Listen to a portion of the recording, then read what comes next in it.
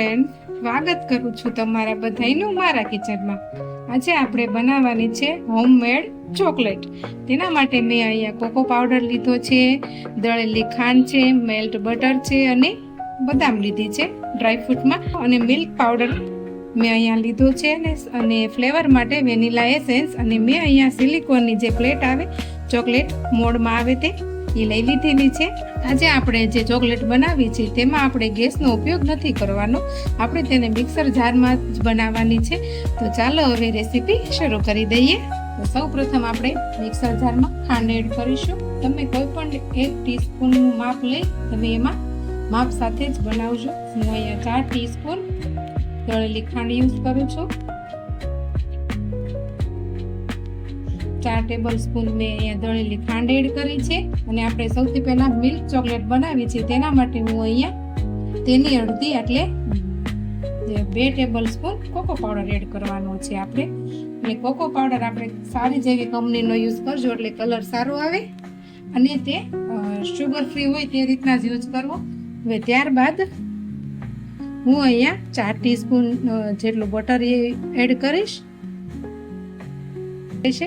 હું અહીંયા 2 teaspoon milk powder add કરું છું, અને ફ્લેવર માટે 6 થી 7 ડ્રોપ્સ જેટલા આપણે વેનીલા એસેન્સના એડ કરીશું.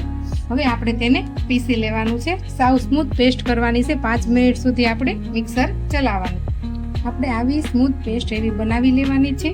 અને બટર મને ઓછું લાગ્યું હતું, ત્યારબાદ મેં પછી પીસવામાં જે ક્રશ કર્યું છે આપણે તે ચોકલેટ, તેમાં પણ મેં પાછું ફરીથી બટર એડ કર્યું હતું. હવે સૌ પ્રથમ આપણે તેમાં જે ડ્રાયફ્રૂટ કટ કર્યા છે એ એડ કરી દઈશ. અને મેં અહીંયા ડ્રાયફ્રૂટને ડ્રાય રોસ્ટ કર્યા હતા. હવે આપણે આ મોલ્ડ ઉપર ચોકલેટ જે હતી તે સ્પ્રેડ કરવાની છે. આવી રીતે બધી જ આપણે ચોકલેટને ટ્રેમાં ફોલ્ડ કરી દઈશું ધીમે ધીમે. હવે આપણે તેને 1 કલાક ફ્રીઝમાં સેટ કરવા મૂકી દેવાની છે.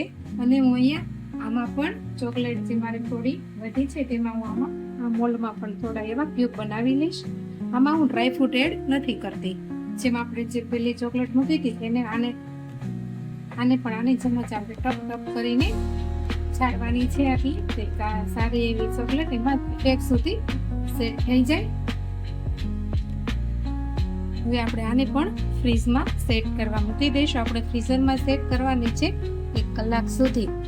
હવે આપણી ચોકલેટ પણ સારી એવી સેટ થઈ ગઈ છે. આપણે તેને એમાંથી ડિમોલ કરી લેવાની છે. આજે મેં ડ્રાયફ્રૂટ નીચે લગાવ્યું હતું ટ્રેમાં, તે એ ચોકલેટ છે. આવી જ રીતે આપણે બધી ડિમોલ કરી લઈશું. હવે જે આપણે એમનો મત લગાવી હતી ડ્રાયફ્રૂટ વગરની તે ચોકલેટ છે એને પણ આપણે સારી રીતે આપણે બહાર કાઢી લઈશું. તમે જોઈ શકો છો સરસ એવો શેપ પણ આવી ગયો છે ચોકલેટનો. સરસ મજાની ચોકલેટ બનીને હવે રેડી થઈ ગઈ છે. તમે પણ એકવાર આ રેસીપી જરૂર ટ્રાય કરજો.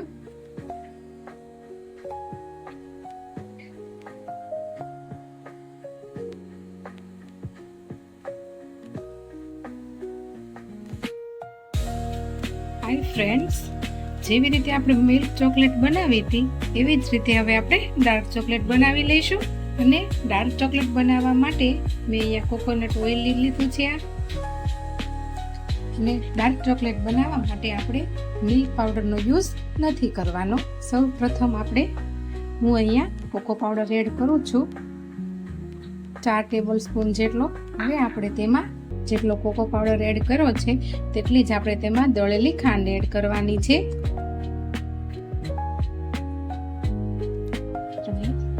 અને મેં અહીંયા 4 ટીસ્પૂન ખાંડ પણ એડ કરી દીધી છે. હવે આપણે આમાં વેનીલા એસેન્સ એડ કરવાનું છે 3 થી 4 ટીપા જેટલું. ત્યારબાદ આપણે કોકોનટ ઓઇલ એડ કરશું. આપણે અહીંયા 5 ટીસ્પૂન કોકોનટ ઓઇલ એડ કરવાનું છે.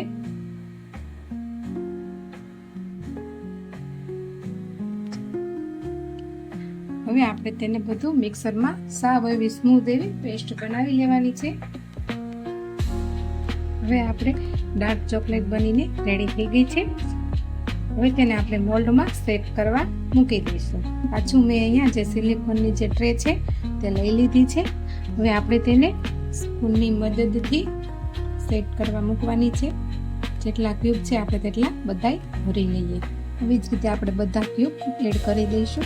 હવે આપણે આ પણ ચોકલેટની ટ્રે મેં બધી એવા જે ક્યુબ છે તે ભરી લીધા છે. આપણે તેને ટેપ કરીને સારી એવી સેટ થઈ જાય તે માટે 2 થી 3 વાર ઉછાળવાની, એટલે ઉપર નીચે કરવાની રહેશે. પછી હવે આપણે તેને 1 કલાક માટે ફ્રીઝરમાં સેટ કરવાની છે.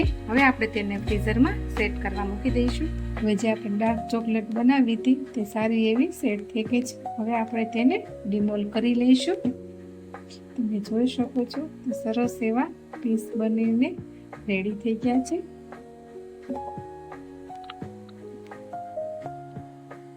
આવી જ રીતે બધા હું પીસ બહાર કાઢી લઈશ. અહીંયા બધા પીસ ડિમોલ કરી લીધા છે. તમે જોઈ શકો છો સરસ મજાની ચોકલેટ બનીને રેડી થઈ ગઈ છે. તમે પણ આ રક્ષાબંધનની મારી રેસીપી એકવાર જરૂર ટ્રાય કરજો.